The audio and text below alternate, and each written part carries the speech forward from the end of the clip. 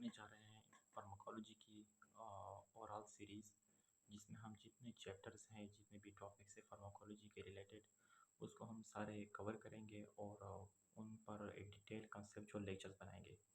तो आज का जो हमारा पहला टॉपिक है वो है introduction and definition of pharmacology. Pharmacology basically science है ड्रग की, जिसमें हम ड्रग्स की ओरिजिन, उसकी composition, effects and how they use to prevent and treatment disease। Basically जो फार्माकोलॉजी है हम उसमें स्टडी करते हैं ड्रग्स के ओरिजिन के बारे में, उसकी केमिकली कंपोजिशन किस तरह है और वो जो है हमारे बॉडी पर उसका इफ़ेक्ट्स क्या है।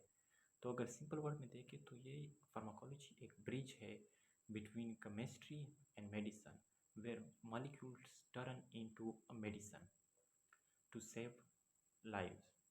तो अगर हम फॉर्मल डिफिनीशन करें, इस तरह बहुत से आपको डिफिनीशन मिलेंगे फार्माकोलॉजी के डिफरेंट बुक्स में। डिफरेंट तरह के डिफिनीशंस हैं उसके।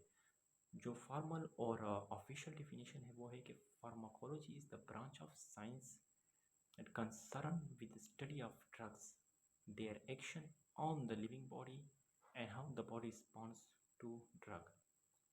तो बेसिकली जो फार्माकोलॉजी है वो हमें बताती है कि जो ड्रग है हमारा, उसका बॉडी पर क्या इफ़ेक्ट होगा और जो बॉडी है वो कौन सा रिस्पॉन्स, मतलब किस अंदाज में उसका रिस्पॉन्स शो करेगी ड्रग्स के कंसर्न में। तो जो फार्माकोलॉजी का अगर हम वर्ड जो है इस पर हम इसको हम देखें तो फार्माकोलॉजी का जो वर्ड है वो ग्रीक लैंग्वेज का है, फार्माकोन, जिसका मतलब है मेडिसन और ड्रग। मुख्तलिफ जो पुराने ज़माने के एंसेंट बुक्स है उसमें वो पॉइज़न का भी ट्रांसलेट किया है कि इसको पॉइज़न भी कहते हैं, मतलब फार्माकोन। तो मुख्तलिफ इसके ट्रांसलेशन है, लेकिन जो मेन ट्रांसलेशन वो है मेडिसन और ड्रग। जो फिर बाद में इसको जो फार्माकोलॉजी है, फार्माकोन है, इसको डेवलप करते करते आखिर ये फार्माकोलॉजी, फार्माकोलॉजी मतलब कि द साइंस ऑफ ड्रग और द स्टडी ऑफ ड्रग, इसमें फिर आखिर कन्वर्ट हो गया। बाद में जो एक किस्म का जो मिसकंसेप्ट बिल्ड होता है बिटवीन ड्रग्स एंड मेडिसिन के बारे में कि डिफरेंस क्या है। तो असल में जो डिफरेंस है ड्रग्स और मेडिसिन के बारे में, ड्रग्स जो होता है वो एक सिंगल केमिकली इंटाइटी होती है that change how the body works, it may be beneficial or harmful। मतलब कि जो ड्रग जो है वो एक एक्टिव इंग्रेडिएंट, जब हम पहली बार एक्टिव इंग्रेडिएंट लेते हैं किसी प्लांट से, किसी माइक्रो ऑर्गेनिज्म से, तो वो जो इनिशियली एक्टिव इंग्रेडिएंट होता है उसको हम ड्रग कहते हैं। और मेडिसिन क्या है, जब हम उस ड्रग के साथ और सब्सटेंस जैसे कि फिलर हो गया, बाइंडर्स हो गए, सॉल्वेंट्स हो गए, कोटिंग एजेंट हो गए, स्वीटनिंग एजेंट्स हो गए, ठीक है, और जो दूसरे हम एमल्सिफाइंग एजेंट्स हो गए, ये सारे कलरिंग एजेंट हो गए, जब ये उसके साथ हम मिलाते हैं तो इसका जो एक्शन होता है वो वो हमारे पास प्रिवेंटेबल ट्रीटमेंट की तरह हम इसको यूज़ करते हैं और क्योर ऑफ डिजीज़। इसका जो मेडिसिन का जो बिग डिफरेंस है और ड्रग में ये है कि मेडिसिन का हार्मफुल इफेक्ट नहीं होता, मतलब कि जो उसका इफेक्ट होता है वो ज़्यादातर गुड इफेक्ट होता है। जैसे कि अगर हम क्विक एग्जांपल में देखें, पैरास्टामोल अगर पाउडर में है, एक एक्टिव इंग्रेडिएंट में है, उसके साथ और कोई केमिकली कंस्टिट्यूएंट नहीं मिले तो उसको हम ड्रग कहेंगे। लेकिन जब इस पैरास्टामोल पाउडर को साथ जब हम cooling colouring agents, starch, coating agent ये मिलाते हैं तो इस टेबलेट फॉर्म में, एक डोसेज फॉर्म में, प्रॉपर डोसेज फॉर्म में ये बन जाता है, तो उसको हम कहते हैं मेडिसन।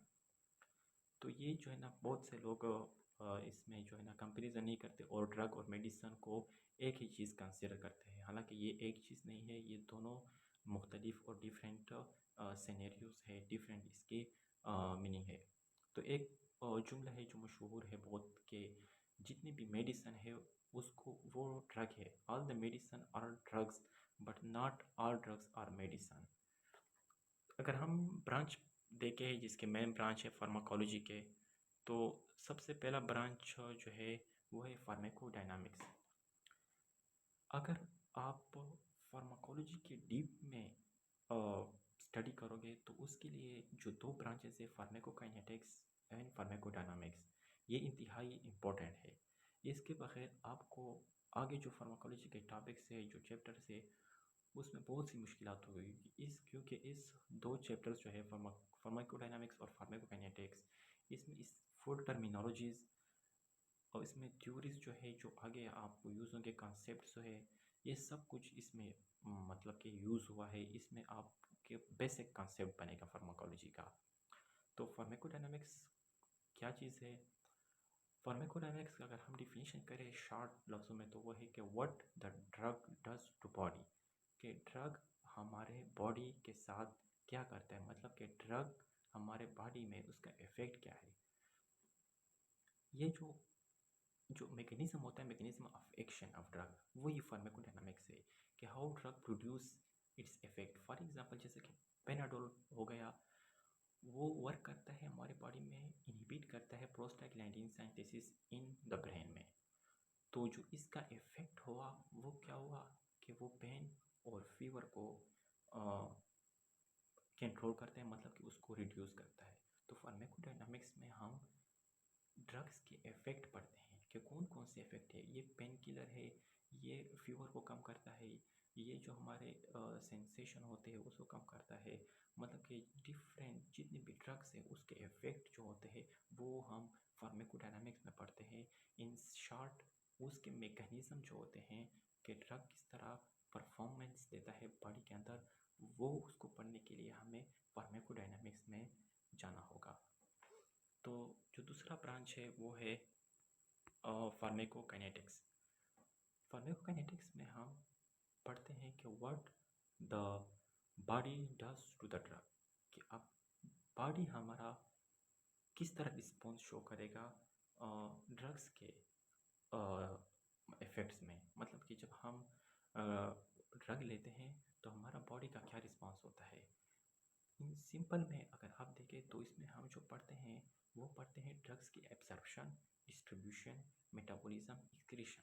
मतलब कि जब हम ड्रग ले लेते हैं, जब हम ड्रग को एडमिनिस्टर करते हैं किसी पेशेंट में, तो उसकी एब्जॉर्प्शन, उसकी डिस्ट्रीब्यूशन, उसकी मेटाबॉलिज्म, उसकी एक्सक्रीशन तक, ये सारे जो प्रोसेस होते हैं उसको हम फार्माकोकाइनेटिक्स की कैटेगरी में डालते हैं। फिर चीज़ की एग्जांपल अगर देखें कि after you swallow a Panadol, it get absorbed from small intestine, तो स्मॉल इंटेस्टाइन से एब्जॉर्ब होता है, फिर ये डिस्ट्रीब्यूट होता है ब्लड के ज़रिए through all over the body. फिर जो बॉडी ब्लड में डिस्ट्रीब्यूट हो जाता है, फिर उसके बाद मेटाबॉलिज्म होती है लीवर में डिफरेंट इंजाइम के थ्रू।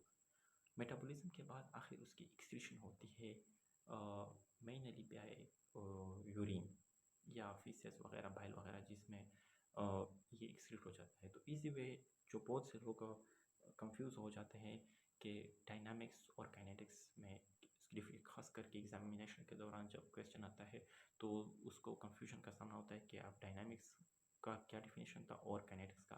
तो सिंपल में जो रिमेंबर का एक ट्रिक है वो ये है कि अगर डायनामिक्स है तो ये है आपने डी और डी को मैच करना होता है थोड़ा सा, कि जो डायनामिक्स है वो है drug action on the body.